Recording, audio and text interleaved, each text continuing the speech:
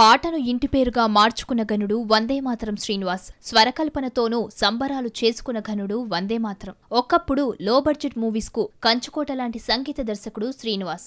ఇక ఎరుపు రంగు పులుముకున్న చిత్రాలకు వందేమాతరం తప్ప వేరే దారి కనిపించేది కాదు. వరుసగా రెడ్ మార్కు సినిమాలకు సంగీతం సమకూర్చిన వైవిధ్యంతో చిందులేయించేవారు శ్రీనివాస్. 6 నందులు ఆయన ప్రతిభకు పట్టం కట్టాయి. గాయకునిగా 3 సార్లు, సంగీత దర్శకునిగా 3 సార్లు నందిని అందుకొని ఆనందించారు శ్రీనివాస్. ఇప్పటికీ తన దరికి చేరిన పాటలైనా, సినిమాలైనా గలంతోనూ సంగీతంతోనూ పరుగులు తీయించడానికి సిద్ధంగా ఉన్నారు శ్రీనివాస్.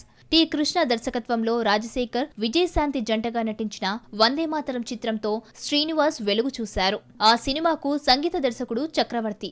వందేమాతరం వందేమాతరం అంటూ శ్రీనివాస్ పాడిన ఆ పాట ఆ రోజుల్లో విశేష ఆదరణ చూరగొంది. సి. నారాయణరెడ్డి రాసిన ఈ పాటలో వందేమాతర గీతం వరుస మారుతున్నది అనే పంక్తి ఉంది.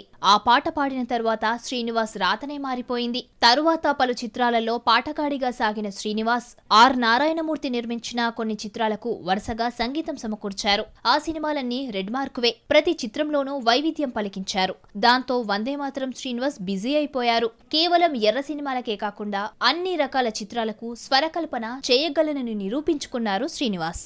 ఆపై ఆర్. నారాయణమూర్తికే అందనంత బిజీగా మారిపోయారు వందేమాతరం.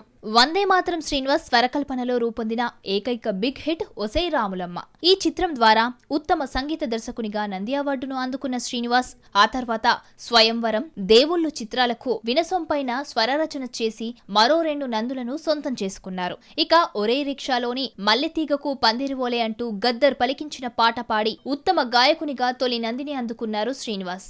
ఆపై శ్రీరాములయ్య, దండకారుణ్యం చిత్రాలతోనూ వందేమాతరం ఉత్తమ గాయకునిగా నిలిచారు. తన పాటలతో జనం మదిని గెలిచిన వందేమాతరం శ్రీనివాస్ గీతం యూనివర్సిటీ నుండి గౌరవ డాక్టరేట్ అందుకున్నారు. నటునిగా అమ్ములు చిత్రంలో కనిపించారు శ్రీనివాస్.